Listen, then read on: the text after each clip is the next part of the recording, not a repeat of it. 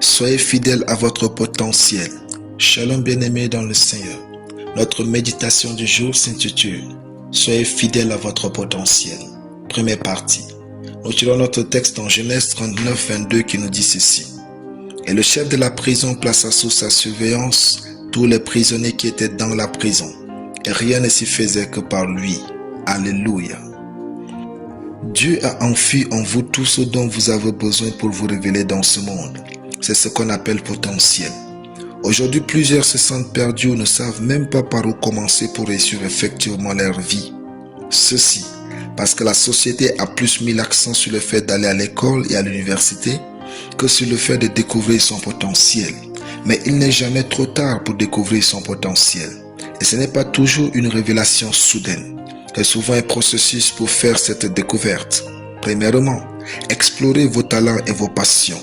Qu'est-ce qui vous anime vraiment ou passionne? Dans quelle activité perdez-vous la notion du temps? Vos passions peuvent être un indicateur clé de vos talents cachés.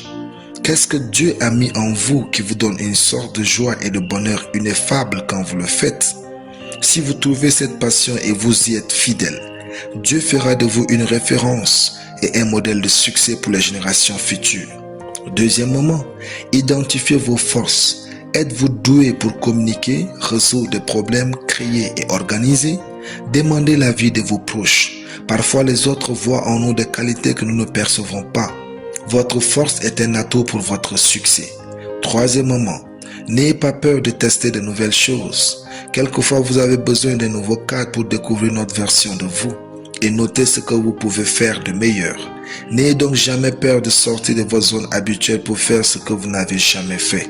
À titre d'exemple, inscrivez-vous à une formation, apprenez une nouvelle compétence, fréquentez de nouvelles personnes, faites du bénévolat, écoutez attentivement les enseignements et témoignages. Chaque nouvelle expérience est une opportunité de vous découvrir. Enfin, réfléchissez à vos défis. Vous êtes né pour résoudre un problème. Trouvez ce problème et vous avez trouvé votre destinée. Vous êtes une solution divine sur la terre. Votre potentiel correspond à un défi à relever. Vous n'êtes pas un être vivant de plus, mais une solution divine pour le monde. Alléluia. Prions. Merci Père pour les richesses et talents que tu as déposés en moi pour vivre, embellir le monde, prospérer et réussir au nom de Jésus. Amen. La lecture biblique en une année. Psaume 131 à Psaume 135. Soyez bénis. C'était le pain du ciel.